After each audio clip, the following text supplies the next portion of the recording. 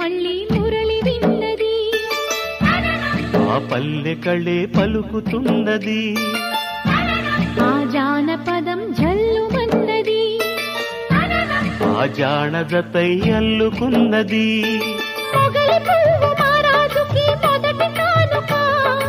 ఎదను పరిచి వేసేయన ప్రణయ వేదిక మల్లె నవ్వు మారాణి ఈ గొల్ల గోపిక